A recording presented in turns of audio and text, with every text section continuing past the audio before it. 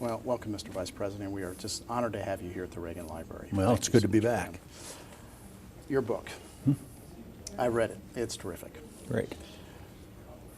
Is this the kind of project that a lot of, some writers will look at it and say, oh, this is going to be miserable. I really want to try to sit down and put all this together. Or was it something you really looked forward to and you had planned it for a long time?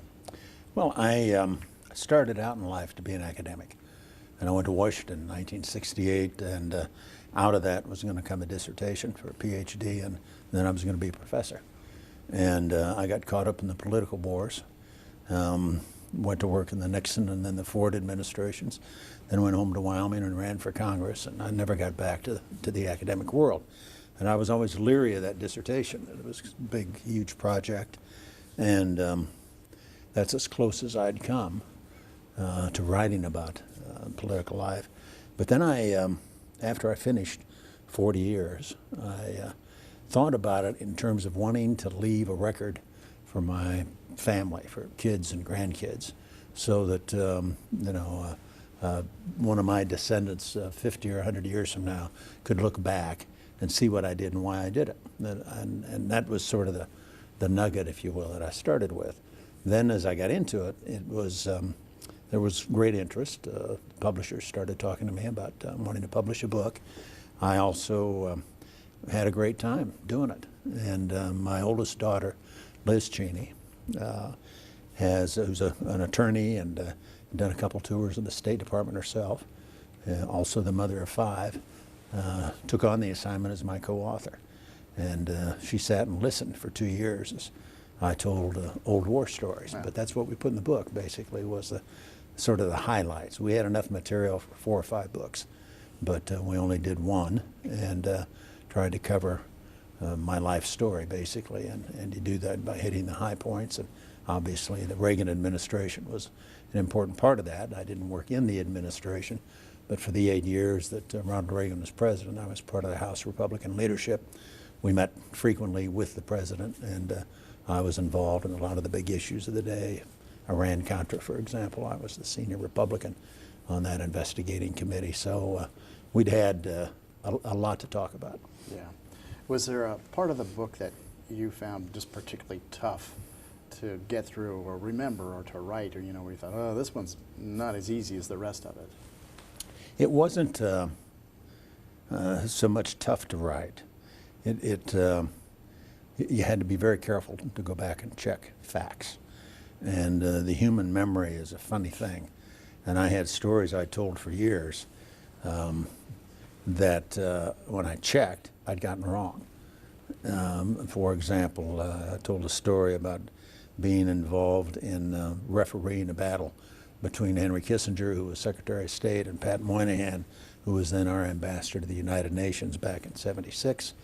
And this was the beginning of the bicentennial process. And I was on the phone down at the House of Burgess in Williamsburg. The president's making a speech downstairs where Patrick Henry once spoke, and I'm upstairs listening to these 2 cabinet members holler at each other. But I'd always thought that was in July. It wasn't. It was in January. And I was off by 6 months and had been for years. You really had to go back and check the records, check your calendars, look at the notes that were taken at the time. I didn't keep a diary, but I had an awful lot of written material that I'd kept up and accumulated, and a lot of oral histories too that were very helpful. And so there was a lot of material to go back and check and make sure you got it as accurate as possible. You were saying you could have, there was 5 books of material there if you really wanted. Do you see another book on the horizon, or is this it? Well, right now, of course, we're in the midst of promoting this one.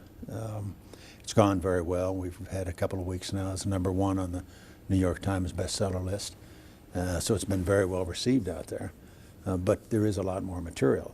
For example, there were 3 oral histories done in my time as Secretary of Defense. One done by the History Unit inside the Pentagon. They have their own historical unit. One by the Bush Library down at College Station, Texas. And one by the Miller Center down at the University of Virginia. So altogether, there's probably 500 pages of material just on those 4 years. Will I ever go back and do any more? Perhaps, but I'm not announcing anything today. We're not going to start this week. Okay. You referenced your time as Secretary of Defense. You've had big jobs, as you said, on the House Republican Minority Leadership side, Secretary of Defense, the Vice Presidency. Is there a way to pinpoint and say, you know, that was my favorite job? Well, there were a couple of them that really stood out. The being Secretary of Defense at the end of the Cold War, as the Soviet Union collapsed, as we did Desert Storm, and then being there when we brought the troops home after a great victory in the Gulf, and the American people really responded so warmly. I mean, just tremendous outpouring of emotion. I'm sure a lot of people remember. We took a tape parade up Broadway in New York City, and a big parade in Washington, D.C., and all across the country. It was that way. That it sort of healed the wounds of Vietnam, if you will. I had a lot of Vietnam vets come up to me for years afterwards and say, thank you for what you did. And basically they saw it as proving that the U.S. military was correct and right in what they'd done. And whatever had happened in Vietnam, it wasn't the fault of the troops. So there was a warmth and of relationship there, and great respect and admiration I have for men and women in uniform. Being Vice President, you know, was for 8 years during the beginning of the War on Terror, being in the West Wing of the White House on 9/11, and being evacuated because there was an airplane headed our way at 500 miles an hour. It was American 77, eventually went into the Pentagon, but then spending the next 7.5 years working to keep America safe from another attack. Again, worked with some phenomenal people, and we succeeded. So it's moments like those, or periods like those, that I think about where we had the biggest impact. You know, from your days on the Hill, being deeply ingrained in the issues of intelligence on the House Intelligence Committee, and in your time as SecDef and then on the Vice President, can you comment on the state of our intelligence services today? Do you, because of the terrorist threats, because of all the activity you've seen in the last couple of decades, is it a certainty that we've invested enough in our intelligence services? Are we really up to snuff now? Do you have confidence in the services, and are they dramatically better than they might have been, you know, during your years on the Hill? Yeah. Well, I think they are better than they were during the years on the Hill. When I was on the committee back in the 80s, we did some things very well, but we also had some problems. We'd had a couple of defectors to the Soviet Union, a couple of espionage cases that did serious damage to our capabilities. One of the remarkable things that happened on my watch this last time around when I was Vice President was that after 9/11, we were able to recruit some really top flight people. There was a huge demand on the part of people who wanted to serve. Some of them wanted to be Marines, some of them wanted to go into the Army, some of them wanted to sign on with the CIA, and we benefited enormously. And so we got a big surge of very talented people in that period back after 9/11, and that was very helpful. But it's, you know, you don't know whether or not you got it right until, you know, the next attack or the next time there's a failure of some kind. And the intelligence business is very, very tough. I mean, we're trying to penetrate and learn what the plans are of a terrorist organization or a hostile state. And it is by definition one of the most difficult things to do, because they're doing their damnedest to make sure that you can't collect that intelligence. It's also downright frightening in some respects, because technology, on the one hand, has made it easier for us to try to find and deal with those who threaten us. On the other hand, it's also made them a deadlier proposition.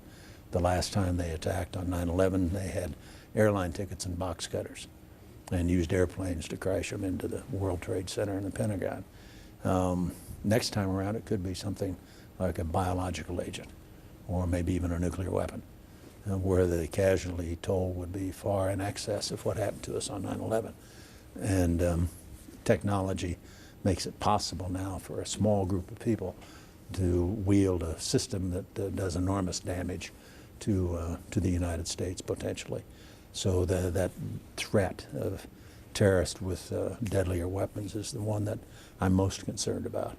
And I think you need to spend a lot of money, not just because you want to spend money, but because you've got to do everything you can possibly think of to be able to prevent that next attack.